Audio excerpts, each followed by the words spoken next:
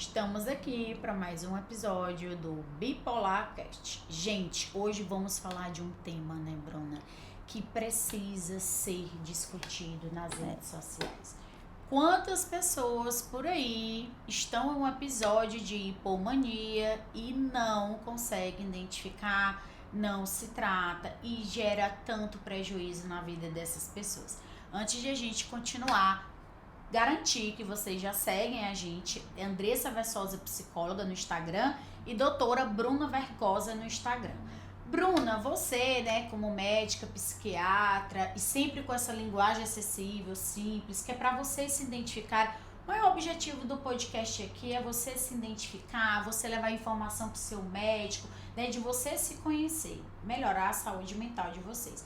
De uma linguagem simples, Bruna, de uma forma muito objetiva, o que tu explicaria que é esse episódio de hipomania que na vida de tantas pessoas não é identificado e, consequentemente, tem um diagnóstico errado? Tá. A hipomania, ela tem critérios. Só que aí eu vou falar aqui alguns exemplos. Óbvio que a pessoa não vai precisar ter todos os sintomas, porque às vezes vão ter pessoas que têm hipomania, mas que não têm alteração nenhuma no sono. Isso é possível. Sim. Vai ter gente que nunca teve impulsividade para nada, ou que até então nunca reconheceu um ato impulsivo. Então, cuidado quando vocês ouvirem falar em hipomania e acharem, não, mas eu não tenho isso tudo, não. O que a gente dá geralmente é exemplos. Então, assim, quando eu iniciando falando de impulsividade, a impulsividade na hipomania, ela pode ser para várias coisas. Pode ser para bebida. E o que é essa impulsividade para bebida? É eu querer beber? Não, é você, por exemplo, ter um costume de beber no fim de semana e aí nesse momento específico da vida, você começa a querer beber todos os dias. Ah, não, tô aqui em casa, vou assistir uma série, aí começa a beber. Só que ao mesmo tempo você tá bebendo mais e tá estendendo ali a noite. Então, ao invés de dormir às 11 no máximo, como você dorme, você vira a noite vendo série por vários dias seguidos. Bruna, e tem uma coisa que gera mais confusão ainda. É a pessoa não saber que isso é um sintoma e ela achar que ela tá bebendo para diminuir uma agitação e uma irritabilidade, que já são outros sintomas. Como é que funciona isso, né? Eu tô irritado, eu vou beber, eu tô agitado, aumento o uso de medicação, eu tô gastando porque eu tô muito estressada, e daí você não sabe que é um sintoma, acha que é consequência do que... Fala um pouco como funciona isso. Você falou de um sintoma que é muito importante a gente falar, que é esse do pensamento acelerado. A pessoa sente, o que é isso? É uma confusão mental? Na mania talvez chegue a ser uma confusão mental, uma desorganização do pensamento. Mas na hipomania, o pensamento parece que corre na cabeça. Eu uso o exemplo da praça de alimentação, é como se o teu cérebro fosse a praça de alimentação de um shopping, e aí nessa mesa aqui estão falando do trabalho, nessa mesa estão falando do relacionamento, na outra coisa, e aí você fica o tempo todo ali sem conseguir manter um foco em nada. Alguns pacientes falam, doutora, minha cabeça está esquentando, eu estou com a cabeça doendo de tanto pensamento que está vindo. E aí você começa a associar aquilo, não, é uma demanda do relacionamento, é uma demanda do trabalho. Só que você não percebe que ao mesmo tempo que você começou a ter essa agitação mental, você começou a ficar mais irritado. E o que é essa irritabilidade? Porque o paciente vai falar, é o bipolar. Meu chefe, eu tô estressada o bipolar é aquele que quebra a coisa. Não é. Não. Tem esse nível até dentro da hipomania de quebrar coisa, de jogar coisa no outro, de agredir.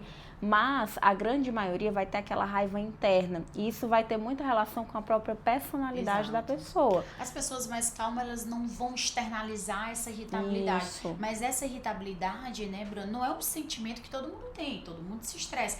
Mas é uma coisa dentro da pessoa. Ela já acorda irritada, sem paciência. É uma coisa que tá dentro de você, independente se acontecer algo. Se acontecer algo que lhe estressa, você vai ficar mais irritada ainda. E muitas pessoas, Bruno, acham que essa irritabilidade é da personalidade, de tanto que ficou com sintoma há muito tempo.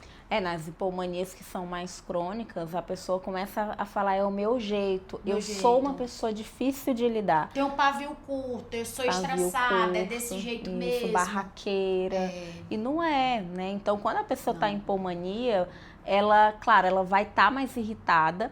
E aí o que acontece? Parece que o mundo todo está agindo para aumentar a irritabilidade dela.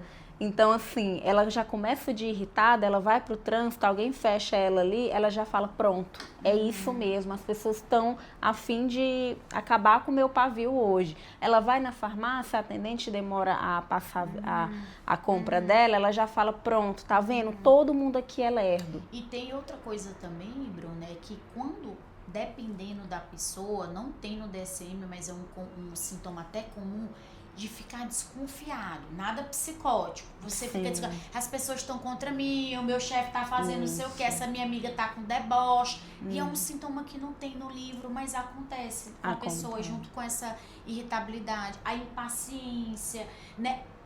Quando ele tá com pensamento acelerado, essa irritabilidade e uma agitação no corpo, pronto, é onde você começa a achar que as pessoas estão quebrando. Lerdas.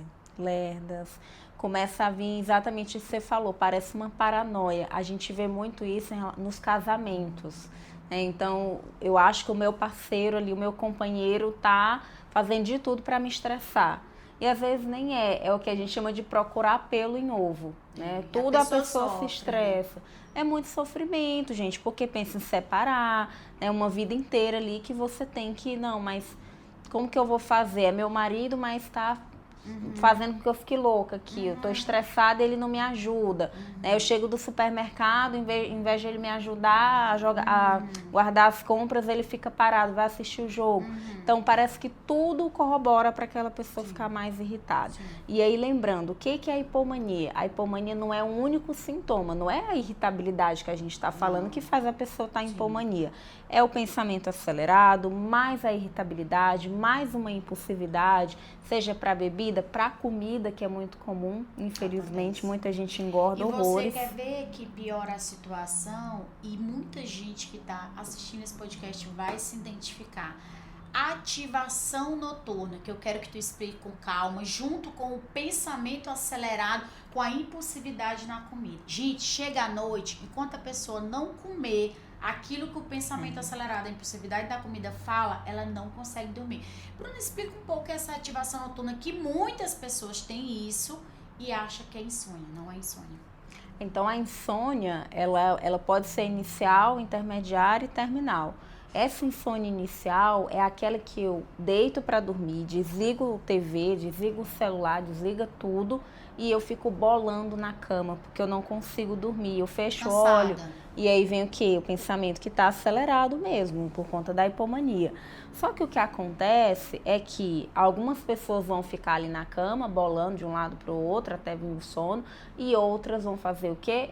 Eu já sei que eu não vou conseguir dormir agora, então eu vou lá limpar a casa, vou arrumar cabelo, eu vou pintar a unha, eu vou comer.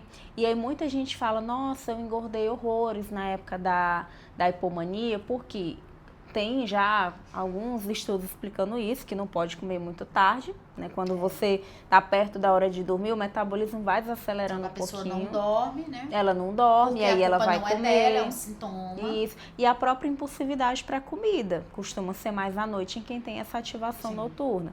Então aí vem o saldo. No outro dia ela não vai conseguir trabalhar direito, porque lembra que a gente fala assim, é uma redução da necessidade de sono. Então, quando a gente fala que na hipomania a pessoa dorme pouco e acorda disposta, não é sempre assim. Não, assim, aí já é outra coisa que profissionais que não é acostumado a tratar a hipomania, acham que mania, vamos falar em outro episódio, acontece com frequência. Na hipomania não tem essa história de você acordar super bem, cantando pelas flores. Não, você fica com essa ativação noturna, de manhã você pode estar cansado. Cansado, exatamente. Então a hipomania é isso, é um conjunto de sintomas, desde a impulsividade, o pensamento acelerado, a insônia, tem um hiperfoco em alguma coisa. Aumento do objeto dirigido. Bruna, você quer um exemplo de pessoas que têm um aumento do objeto dirigido para o trabalho e para o estudo? Essas vão demorar mais ter o diagnóstico. Sabe por quê? Porque os funcionários amigos falam assim, Bruna, meu sonho é ser igual a ele. Começa 8 horas da manhã, vai terminar 10 horas. E ele foi promovido, e ele chegou lá, e hoje ele é sócio da empresa, a custo de muito sofrimento, mas aquela própria pessoa não tem autocrítica, que essa energia dele é fora do normal. Como a gente falou, tem a pessoa que fica uma semana em hipomania, o mínimo é 4 dias. Esse detalhe acho que a gente não falou no início, estamos falando agora, o mínimo é 4 dias. Mas tem pessoas que ficam semanas, meses e anos. Exato. Então, esse aumento do objeto dirigido para o trabalho é algo que dificulta, porque as pessoas acham, Bruna, assim, se eu tivesse transtorno, eu não teria chegado onde eu cheguei. E as pessoas sem diagnóstico, com tratamento errado, conseguem, sim, bons cargos, essas pessoas conseguem se destacar. A gente precisa tirar esse estigma, Bruna, de ter transtorno mental é igual não conseguir nada na vida. Não, consegue. Exato. A custo de muito sofrimento, mas a pessoa dá conta. Só que, claro, com tratamento, a vida dela é outra. Bruna, para dar uma resumida, a gente gosta de focar em episódios curtinhos, né? Para vocês irem depois desse episódio, assistir os próximos. O DSM, ele resume de uma forma que a gente destrincha no dia a dia, mas em 7 sintomas. Eu queria que tu falasse um pouco desses sintomas, né? Para dar uma resumida. Exato, são os que a gente já falou, a insônia, o humor, que ele pode estar... Ativação noturna, né? Isso, a insônia, ativação noturna, que o DSM vai falar em redução da necessidade do sono. O humor, ele pode estar tanto irritado quanto eufórico. E então, muitas pessoas acham que é euforia, quanto na verdade, né, Bruna, é a disforia, é essa irritabilidade. Exato, é o mais comum. Inclusive, você pode ter o quê? A própria ansiedade ali dentro da hipomania, sim, sendo o mais predominante. Existe também o pensamento acelerado, que é essa agitação mental que eu falei, a minha cabeça está esquentando de tanto pensar. Uma pressão de fala, o que é isso? É eu falar mais do que o outro. Eu costumo perguntar assim, nessas épocas, quando você chega em casa, quando está na rodinha de amigo, você é o que mais fala? Às vezes eu percebo que eu estou muito falante. Então, isso é a pressão de fala. E tu quer ver outro exemplo? Vai começar a política agora. Discussão na internet. Que é o aumento da atenção dirigida para alguma coisa. Isso pode ser, como a Andressa falou, trabalho, estudo e política, né? Política, religião. Você começa a abrir o Instagram e fica debatendo política, debatendo religião. Isso é outro sintoma frequente. Então, esses são os principais que a gente poderia pontuar. Exato. Fala, pensamento, o humor disfórico ou eufórico, a impulsividade, agitação no corpo, sentir que ele tem mais energia, a impulsividade, né? O aumento do objeto dirigido e a questão do sono. Então, gente, isso na prática não é algo simples e não vão esperar que a pessoa em hipomania seja essa pessoa que quebre alguma coisa, que cometa um crime, não tem a ver com isso. Tudo que a gente falou e que a gente deu exemplo tem um único objetivo, você identificar, procurar ajuda especializada, né? Porque é isso que vai fazer com que você tenha qualidade de vida, diminuir o estigma, que tudo que a gente falou aqui é com a intenção de que vocês consigam ter informações acessíveis. Para isso é importante que vocês sigam o Instagram Doutora Bruna Vercosa e Andressa Versosa, psicóloga. E continue, agora que você já está nesse episódio, escutando os outros episódios, sempre de uma forma didática, prática e rápida. E a gente agradece vocês aqui nesse mais um episódio, né, Bruna? Isso, tchau.